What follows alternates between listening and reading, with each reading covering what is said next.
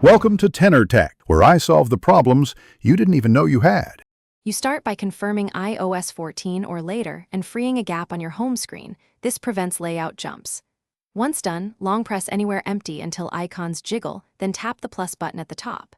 You'll see widget sizes: small, medium, large. Pick the one that fits your needs. After choosing an app widget, swipe to preview variations and tap Add Widget.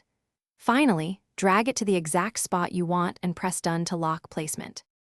Now you refine what the widget shows, and you learn why customization matters.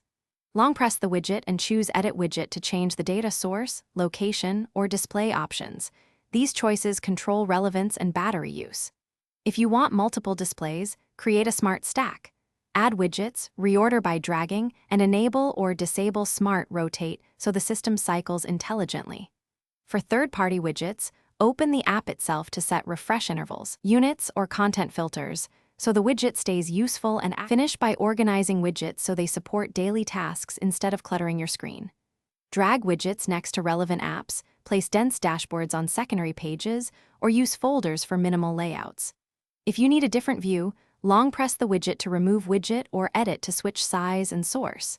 Make sure background app refresh is enabled for real-time data.